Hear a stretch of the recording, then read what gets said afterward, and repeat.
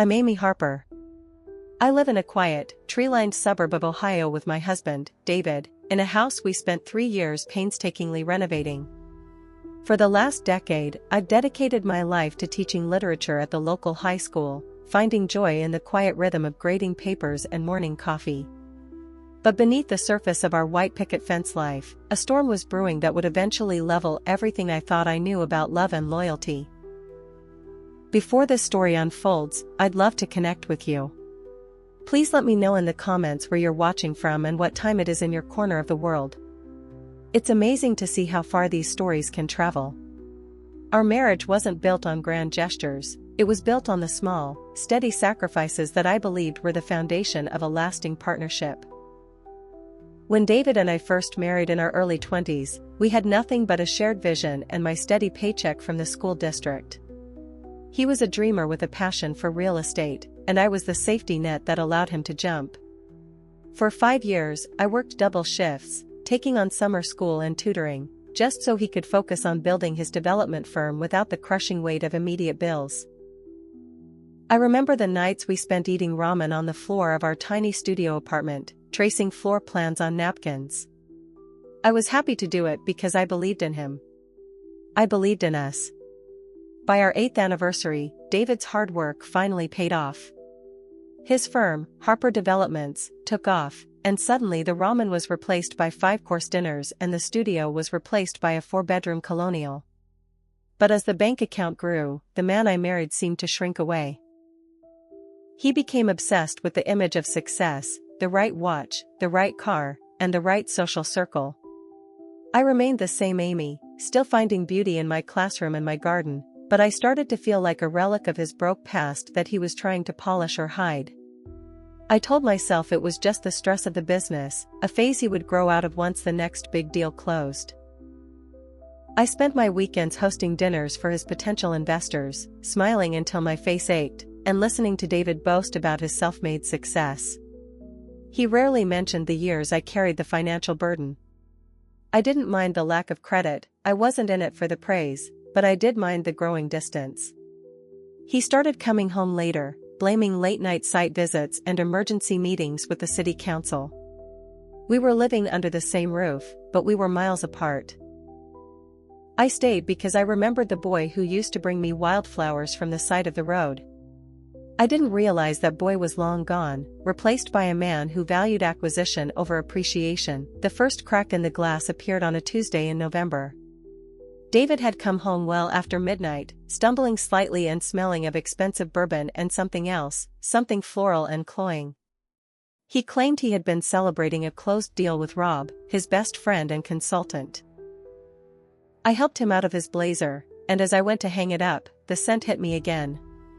It wasn't just in the air, it was embedded in the fabric. It was the distinct, sugary smell of a perfume meant for someone much younger than me. I brushed it off. I told myself he'd probably been in a crowded bar. But then came the phone calls. David began taking calls in the garage or the bathroom, his voice a low, urgent murmur. Whenever I entered the room, he would snap the phone shut with a practiced nonchalance that made my stomach turn. One evening, while he was in the shower, his phone buzzed on the nightstand. A message popped up from a contact saved only as marketing intern. It read, counting down the minutes until tomorrow. That hotel bar was just the beginning. The world felt like it was tilting on its axis. I stood there, staring at the glowing screen, waiting for the logic to kick in. Maybe it was a joke? Maybe it was a mistake? But deep down, I knew. The failed husband wasn't just a man who forgot anniversaries, he was a man who had decided that the woman who helped him build his empire was no longer necessary for the reign. I didn't confront him that night. I put the phone back, crawled into bed, and listened to the sound of the shower, realizing I was sleeping next to a stranger who was effectively using my life as a launchpad for his fantasies with a 24-year-old named Jessica. Suspicion is a poison that works slowly until it consumes everything. A week after the phone incident, David left for a business trip to Chicago. In his haste, he left his personal laptop logged in on the kitchen island. I knew I was crossing a line, but David had already erased the line months ago. I began to dig. What I found wasn't just a fling, it was a secondary life. There was a hidden folder titled Project X. It wasn't real estate. It was a gallery of photos, hundreds of them. Photos of David and Jessica Collins, a marketing intern at his firm, vacationing in places he told me were scouting missions. There were receipts for jewelry I'd never seen, hotel stays in our own city, and even a lease agreement for a small luxury apartment downtown under his firm's name. He wasn't just cheating, he was subsidizing a lifestyle for her using the company funds that were partially built on our joint savings from the early years. The most painful discovery was a series of emails to his friend Rob. David joked about how boring and stagnant I had become, calling me a safety blanket he didn't need in the summer. He spoke about me as if I were a burden, a reminder of a struggle he wanted to forget. Reading those words felt like a physical blow. I had sacrificed my youth and my financial security to give him a dream, and he was using that dream to mock me. I sat on the kitchen floor and cried until I was empty. Then, the sadness turned into something cold, hard, and sharp. I realized I couldn't just leave. If I walked away now, David would spin the narrative. He was a master of PR, and I would be seen as the unstable wife who couldn't handle his success. I needed proof, not just of the affair, but of the financial manipulation. I reached out to my mother, Linda. She had spent 30 years as a court clerk and knew exactly how people tried to hide things. Together, we began a quiet, methodical investigation. I started by documenting every business trip and cross-referencing them with our bank statements. I found that David was funneling money through a shell company he'd set up for consulting. Every time he bought Jessica a designer bag or paid her rent, it was labeled as a business expense. This wasn't just infidelity, it was potential tax fraud and embezzlement from his own shareholders. I spent my afternoons after school in the public library, far from prying eyes, building a dossier that would leave him with no defense. The more I looked, the more I found. He had even used our joint home equity line of credit to fund Jessica's car. Every bit of security I thought we had was being bled dry to keep a marketing intern in high heels and expensive cocktails. I felt like a fool, but a fool with a plan. I stayed quiet, I cooked his dinners, and I listened to his lies about his long days at the office, all while I was filming the GPS coordinates of his car parked outside Jessica's apartment. Revenge is a dish best served with a side of legal documentation. I didn't want to just break his heart, I wanted to dismantle the success he used as a weapon against me.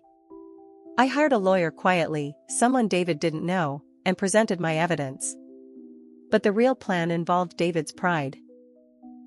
He was planning a massive 10th anniversary gala for Harper Developments, a thank you to the community and his investors. He wanted me there, the dutiful wife on his arm, to show the world how stable and successful he was. I agreed to help plan it. In fact, I took over the visual presentation. I told him I wanted to create a tribute to our journey. He was so narcissistic that he didn't suspect a thing, he just thought I was finally getting with the program. While he spent his days with Jessica, I was working with a tech-savvy former student of mine to prepare a very different kind of slideshow. I also made sure to invite the board of directors and the local press. David wanted a spectacle, and I was going to give him one. My mother, Linda, was my rock during this time. She reminded me that I wasn't being cruel, I was being just. I was reclaiming the narrative of my own life. I spent the night before the gala in our guest room, looking at the wedding album David thought was a symbol of his loyalty. I wasn't that girl anymore, and he was about to find out exactly who I had become. The night of the gala was glittering. David was in his element, wearing a suit that cost more than my first car, charming the room. Jessica was there, too, hovering at the edges of the crowd in a dress that was far too expensive for an intern's salary. David kept his hand on the small of my back, playing the role of the devoted husband for the cameras. It was sickening. When it was time for the Journey of Harper Developments presentation, the room went dark. David took the stage, giving a speech about vision, loyalty, and partnership. He pointed to me in the front row, calling me his inspiration. Then, the projector whirred to life. It started with a photo of us in the studio apartment. The crowd went ah. Then, it shifted. A slide appeared showing the lease for the secret apartment. Then, a photo of David and Jessica on a business trip in Maui, followed by a screenshot of the email where he called me a boring safety blanket. The room went dead silent. David froze, his face turning a shade of pale I'll never forget. The slides continued, bank statements showing the embezzlement, the marketing intern texts, and finally, a picture of David's car at the hotel while I was at my mother's bedside when she was ill. I stood up, walked to the stage, and handed him the microphone. "You wanted a tribute to our journey, David," I said, my voice clear and steady through the speakers. "This is the reality of the man you've become. You didn't just fail as a husband, you failed as a human being." I walked out of the ballroom as the first whispers of the scandal began to erupt like a wildfire. Chapter 7, The Aftermath, a fresh start and a final goodbye. The fallout was absolute. The board of directors ousted David within 48 hours to save the firm's reputation.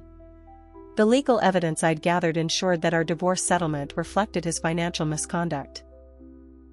I didn't want everything, but I took exactly what I had contributed over the last decade, plus the interest on my sacrifices. Jessica disappeared the moment the money stopped flowing, proving David's great love was as hollow as his promises. David tried to crawl back, of course. He sent flowers, he cried on my doorstep, he blamed the pressure of success. I didn't even open the door. I had spent 10 years listening to him, I didn't owe him another second. I sold the big house in the suburbs, the house that felt more like a museum of his ego than a home, and moved into a charming cottage closer to the school. Today, I'm still teaching. My students don't see a failed wife, they see a woman who knows her worth. I've started a scholarship fund for young women pursuing business, funded by the settlement from the firm David tried to use to replace me. Sometimes, I see David's name in the local news, small-time listings, failed ventures. He's back where he started, but this time, he doesn't have a safety net. I realized that the failed husband was the best thing that ever happened to me, because losing him was the only way I could finally find myself.